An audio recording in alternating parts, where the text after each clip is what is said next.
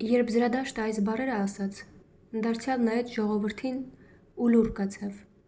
Ահա կանգնած են նրանք, ասաց նա արսիրտն իր, ահա նրանք ծիծաղում են, նրանք ինձ չեն հասկանում, ես չեմ բերանը դույն ականջների համար, միթե հարկավոր է նախ դրանց ականջները ջնջխել, որպեսզի նրանք սովորեն լսել աչքերով, միթե պետք է թնդալ թմբուկների կամ ապաշխարության քարոզիչների նման, թե նրանք միայն կակազողներին են հավատում։ Նրանք մի բան ունեն, որով հպարտ են, բայց ինչպես են կոչում դա, ինչը իրենց հպարտ է դարձնում, նրանք դա կոչում են կրթություն, դա է նրանց տարբերում այծարածներից։ Այդ իսկ պատճառով նրանց հաճո չէ իրենց մասին արհամարհանք բառը լսել, ուստի ես նրանց հպարտությանը պետք է դիմեմ, ուստի ես պետք է նրանց ամենաարհամարհվածի մասին ասեմ, իսկ դա վերջին մարտն է։ Եվ Զրադաշտը այսպես խոսեց ժողովրդին. ժամանակն է արդեն, որ մարդը իր նպատակը դնի իրեն, ժամանակն է արդեն, որ մարդը ծիլը սերմանի իր բարձրագույն հույսի։ Դրա համար նրա հողը դեռևս արգավանդ է բավականին, սակայն հողն այդ երբևիցե կդառնա կորտ ու սակավաբեր, և ոչ մի բարձրուղես ծառ էլ չի կարողանա նրանից աճել։ Ավաղ, մոտենում է ժամանակը, երբ մարդը այլևս իր կարոտի նետը չի արձակի մարդուց վեր, և նրա աղեղի լարը ետ կսովորի թրթռալուն։ Ես ասում եմ ձեզ, մեջդ տակավին քաոս պետք է ունենաս, որպեսզի կարող լինես պարող մի աստղ ծնել։ Ես ասում եմ ձեզ, ձեր մեջ քաոս դեռ կա։ Ավաղ, մոտենում է ժամանակը, երբ մարդը այլևս ոչ մի աստղ չի ծնելու։ Ավաղ, մոտենում է ժամանակը ամենաարհամարհված մարդու, որը ի զորու չի լինի այլևս արհամարհել ինքը իրեն։ Տեսեք, ես ձեզ ցույց եմ տալիս վերջին մարդուն։ Ինչ սեր, ինչ արարում, ինչ կարոտ, ինչ աստղ, այսպես է հարցնում վերջին մարդը և աչքով է անում։ Երկիրն արդ փոքր է դարձած, և նրա վրա ցատկոտում է վերջին մարդը, որը ամեն ինչ փոքր է դարձնում։ Նրա ցեղը անբնաջնջելի է, ինչպես որ գետնի լուն, վերջին մարդը ամենաերկարն է ապրում։ Մենք երջանկությունը գտել ենք, ասում են վերջին մարդիկ ու աչքով են անում։ Նրանք լքել են այն վայրերը, ուր ապրելու համար խիստ էր, ինչու որ տաքություն է հարկավոր, այլևս հարևանին սիրել ու նրան սեղմվել, զիտակություն է հարկավոր, հիվանդանալ կամ անվստահ լինել, նրանց աչքում մեղանչել, քայլ գցելիս պետք է լինել զգուշավոր, հիմար է, ում ոտքը դեռ քարի կամ մարդկանց է առնում։ Ժամանակ առ ժամանակ մի քիչ թույն, դա հաճելի երազներ է հարուցում, իսկ վերջում շատ թույն, որպեսզի մեռնելը հաճելի լինի։ Նրանք աշխատում են տակավին, որովհետև աշխատանքը ժամանց է, բայց հոգում են, որ ժամանցը չորասպառի, թող այլևս ոչ հարուստ լինի, ոչ էլ աղքատ, երկուսն էլ ծանր են չափազանց։ Ով ցանկություն ունի դեռ կառավարելու, ով ցանկություն ունի դեռ ենթարկվելու, երկուսն էլ ծանր են չափազանց։ Ոչ մի հովիվ և միայն հոտ, ամեն ոք հավասարություն է ուզում, բոլորեքյան հավասար են, ով այլ կերպ է զգում, կամովին գժանոց է գնում։ Նախկինում ողջ աշխարհը խելագար էր, ասում են ամենանրբամիտները և աչքով են անում։ Ամենեքյան խելոք են և գիտեն այն ամենը, ինչ եղել է, այնպես որ մնում է անվերջ ծանակել։ Նրանք նաև գժտվում են, սակայն շուտով հաշտվում են, այլապես դա ստամոքսը կխանգարի։ Նրանք իրենց պուճուր վայելքները ունեն ցերեկվա համար և իրենց պուճուր վայելքները գիշերվա համար, սակայն ամենաշատը առողջությունն են հարգում։ Երջանկությունը գտել ենք մենք, ասում են վերջին մարդիկ և աչքով են անում։ Եվ այստեղ վերջացավ Զրադաշտի առաջին խոսքը, որը նաև նախաբան է կոչվում, քանզի այստեղում նրան ընդհատեցին ճիչն ու հրճվանքը ամբոխի։ Տուր մեզ այդ վերջին մարդուն, օ Զրադաշտ, այսպես էին գոչում նրանք։ Մեզ այդ վերջին մարդը դարձրու։ Այդպես մենք քեզ կնվիրենք գերմարդուն, և ողջ ժողովուրդը ցնծում էր ու լեզուն էր ճպացնում, Զրադաշտը սակայն տխրեց և ասաց արսիրտն իր. նրանք չեն հասկանում ինձ։ Ես չեմ բերանը դույն ականջների համար, գուցե թե ես չափից ավելի եմ լեռներում ապրել, չափից շատ եմ ականջ դրել արվակներին ու ծառերին, եւ արդ ես նրանց հետ խոսում եմ, ինչպես այծարածների։ Անդրդվելի է իմ հոգին եւ լուսաշաղախ, ինչպես լեռները միջօրեից առաջ, բայց նրանք կարծում են, որ ես սառն եմ եւ ծաղրում եմ սարսափելի կատակներով։ Եվ ահա նրանք նայում են ինձ ու ծիծաղում, եւ ծիծաղելով նրանք էլի ինձ ատում են։ Սառույց է ծիծաղի մեջ նրանց։ Սակայն այստեղ մի բան եղավ, որ ստիպեց բոլոր շուրթերին համրանալ եւ հայացքներին լարվել, քանզի այդ միջոցին լարախաղացը սկսեց իր գործը։ Նա դուրս էր եկել փոքրիկ մի բդռնակից ու գնում էր լարով, որը ձգված էր զույգ աշտարակների միջև, այնպես, որ կախվում էր շուկայի եւ ժողովրդի վրա։ Երբ նա իր ճանապարհի ուղիղ կեսին էր, փոքրիկ դռնակը մի անգամ էլ բացվեց եւ մի տղեկ հդպիտի նման խայտաճամուկ հագնված դուրս նետվեց ու փութաքայլ գնաց առաջինի հետևից։ «Առաջ թոփալ», գոչեց նա իր ահարկու ձայնով, «առաջ անբան անասուն, մաքսանենք, մեռելի մռութ, տես, որ խուտու չտամ քեզ իմ գարշապարով։ Ինչ ես անում այստեղ աշտարակների միջև, քո տեղն աշտարակում է, քեզ հարկավոր է այնտեղ կողպել, դու փակում ես ազատ ճանապարհը նրա, ով որ լավն է քեզնից»։ Եվ յուրաքանչյուր բառի հետ ավելի ու ավելի էր մոտենում նրան, ու երբ մի քայլ էր սոսկ մնացել, որ հասներ, այդժամ եղավ սարսափելին, որը ստիպեց բոլոր շուրթերին համրանալ եւ հայացքներին լարվել։ Նա սատանի նման մի գոռոց արձակեց ու ցատկեց նրա վրայով, ով փակել էր իր ճանապարհը։ Բայց սա այսպես տեսնելով, հաղթանակն իր ախոյանի ընդմին գլուխը կորցրեց եւ լարը աչքի դեմից փախավ։ Նա իր ձողանը նետեց եւ արդ ավելի արագ, քան ձողանն իր, օդում ոտք ու ձեռքով մրկելով գահավիժեց։ Շուկան ու ժողովուրդը նմանվեցին ծովի, երբ փոթորիկն է բարձրանում, բոլորեքյան ցրվեցին ու իրար վրայով փախան եւ մեծավ մասամբ այնտեղ, ուր մարմինը պետք է ընկած լիներ։ Սակայն զրադաշտը մնաց կանգնած, եւ մարմինը ընկավ ուղիղ նրա կողքին, չռված ու ջախջախված, սակայն տակավին կենդանի։ Մի պահ անց անկյալի գիտակցությունը հետ եկավ, եւ նա տեսավ զրադաշտին իր կողքը ծնկի եկած։ «Դու ինչ ես անում այստեղ», խոսեց նա վերջապես։ «Ես վաղուց գիտեի, որ սատանան ոտք է գցելու ինձ, արդ նա ինձ քարշ է տալիս դժոխք, դու չես ուզում դա արգելել նրան»։ «Պատիվս վկա, ընկեր», պատասխանեց զրադաշտը։ «Այն ամենը, ինչի մասին դու խոսում ես, չկա, ոչ սատանա կա, ոչ էլ դժոխք։ Քո հոգին ավելի շուտ կմեռնի, քան մարմինդ, արդ ոչնչից այլևս, մի վախենա»։ Մարդն անվստահությամբ նրան նայեց։ «Եթե դու ճշմարտությունն ես ասում», խոսեց նա ապա, «ուրեմն ես չեմ կորցնի ոչինչ, եթե կյանքը կորցնեմ։ Ես շատ ավելին չեմ մի կենդանուց, որին հարվածներով ու մանրիկ պատառներով վարժեցրել են պարել»։ «Ինչու այդպես», խոսեց զրադաշտը, «դու վտանգից քեզ արհեստ ստեղծեցիր, եւ դրա համար չի կարելի արհամարհել։ Դու քո արհեստից ես այժմ կործանվում, դրա համար ես ուզում եմ իմ ձեռքերով քեզ թաղել»։ Երբ զրադաշտը այս ասաց, մահացողը այլևս չպատասխանեց, սակայն շարժեց ձեռքը, ասես ի երախտիկ զրադաշտի ձեռքն էր փնտրում։ Այդ ընթացքում երեկոն իջավ, ու շուկան պարուրվեց խավարով։ Այդժամ ժողովուրդն էլ ցրվեց, որովհետև անգամ հետաքրքրասիրությունից ու սարսափից են հոգնում։ Սակայն զրադաշտը դեռ նստած էր գետնին, հանգուցյալի կողքը, եւ խորասույզ էր մտքերի մեջ։ Այսպես նա ժամանակը մոռացավ, բայց վերջապես գիշեր իջավ, ու պաղ մի քամի փչեց միայնակի վրա։ Այդժամ զրադաշտը վեր կացավ եւ առ սիրտն իր ասաց. «Ճշմարիտ եմ ասում, աննման էր այսօր ձկնորսությունը զրադաշտի։ Նա մարդ չբռնեց, բայց թե էլի լավ է, մի դիակ բռնեց։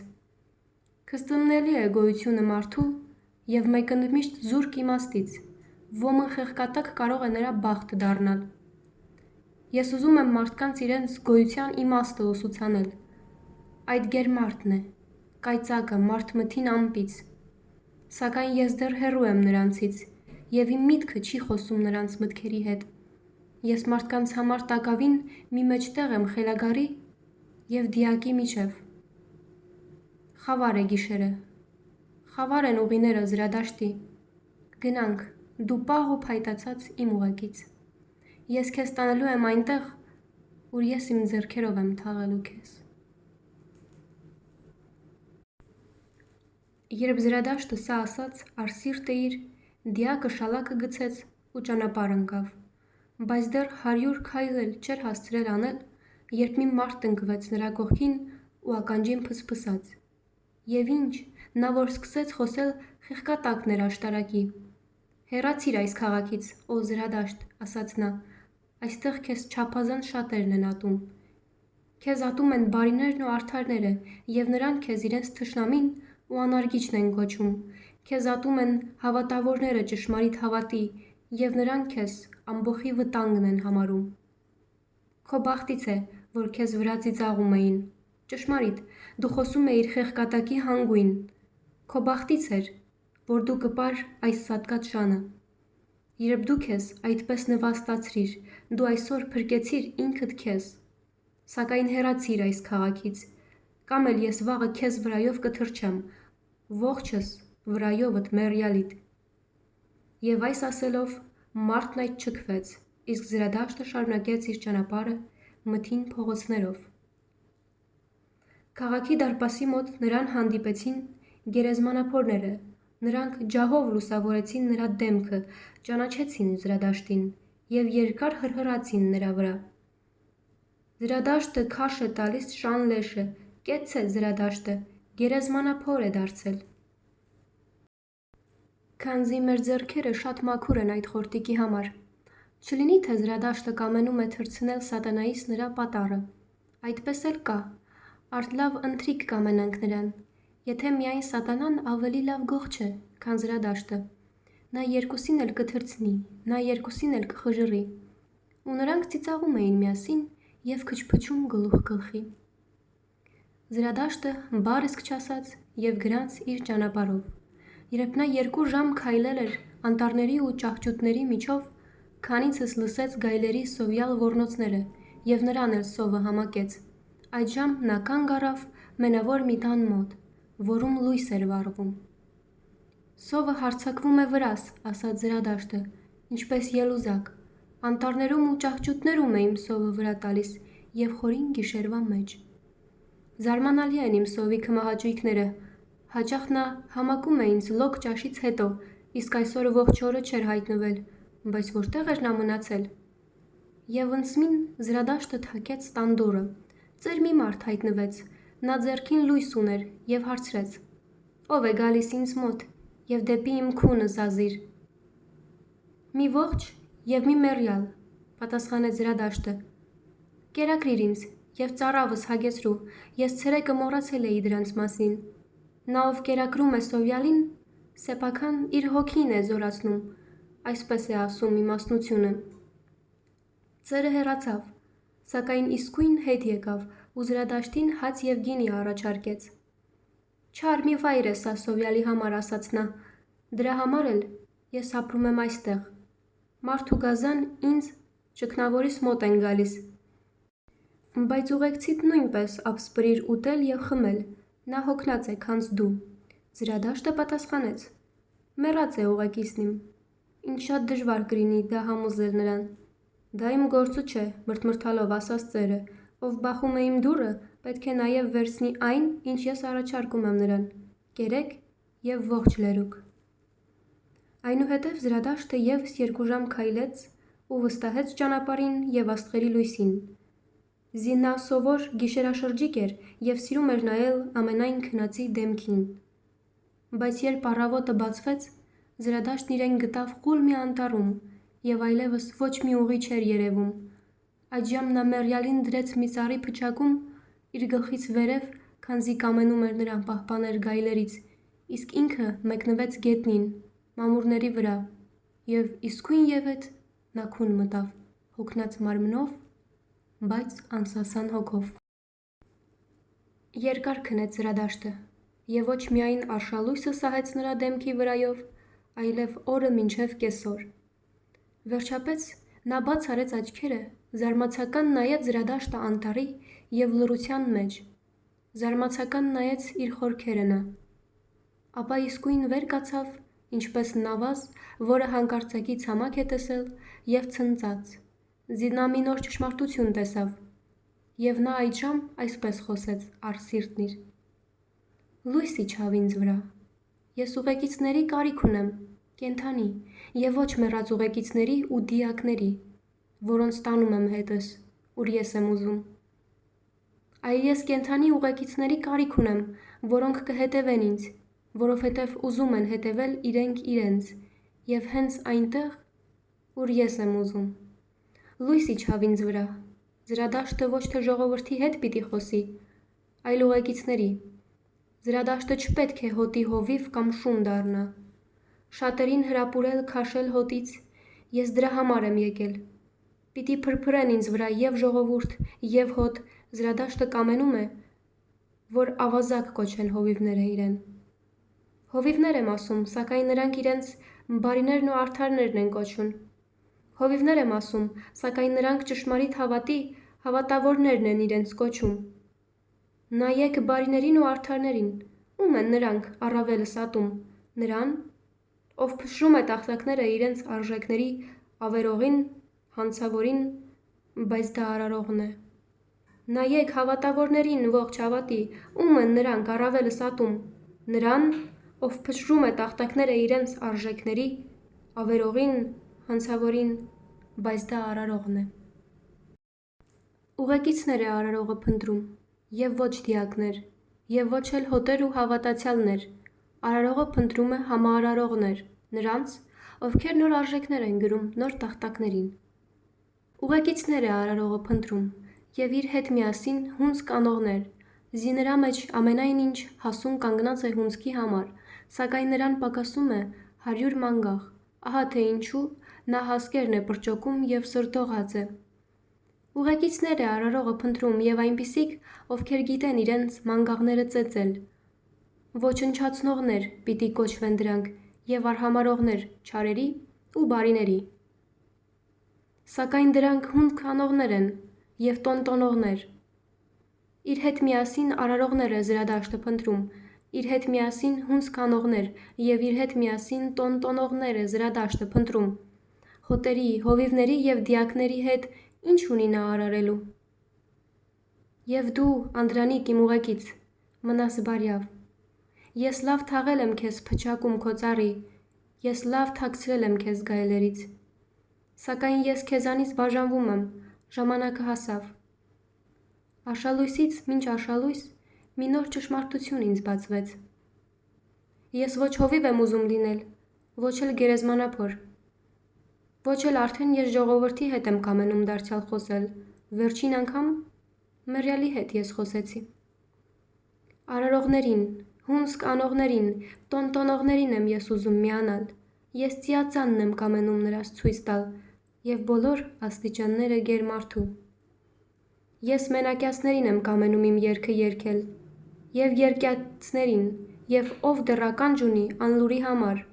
ես կամենում եմ նրա սրտին բեռը դնել իմ երջանկության։ Ես ձգտում եմ իմ նպատակին,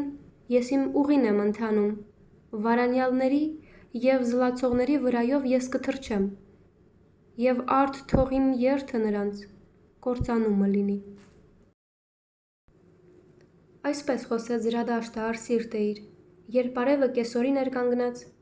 այդժամ նա հարցական երկինք նայեց, քանզի իր վերևում լսեց զիլ կանչը մի թևավորի,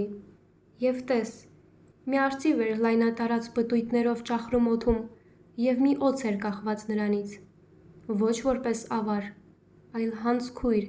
զի օղակ փաթաթված էր նրա վզի շուրջ բոլորը։ Իմ կենդանիներն են դրանք, ասաց զրադաշտը, և նրա սիրտը խայտեց։ Ամենահպարտ կենդանին ներքո արեգական և ամենախելոք կենդանին ներքո արեգական, նրանք ելել են հետախուզման։ Նրանք ուզում են իմանալ, զրադաշտը ապրում է դեռ։ Արդարև, ես ապրում եմ դեռ։ Ավելի վտանգավոր գտա ես մարդկանց միջև, քան թե գազանների, վտանգավոր ուղիով է զրադաշտը գնում, թող ինձ իմ կենդանիները տանեն։ Երբ զրադաշտը այսպես ասաց, մտաբերեց սրբի բառերը անտառում, հառաչեց և այսպես խոսեց առ սիրտը իր. «Եթե ես կարողանայի ավելի խելոք լինել, Եթե ես հիմնովին խելոք լինեի, ինչպես իմ օձը, բայց ես անհնարինն եմ խնդրում, ուստի խնդրեմ իմ հպարտությանը, որ խելքիս հետ միշտ համաքայլ գնա։ Եվ երբ ինձ երբևէ իմ խելքը լքի, ախ նա սիրում է հանկարծ թռչել, այդժամ թող իմ հպարտությունը թռչի խենթությանս հետ մեկտեղ։ Այսպես սկսվեց մայրամուտը զրադաշտի։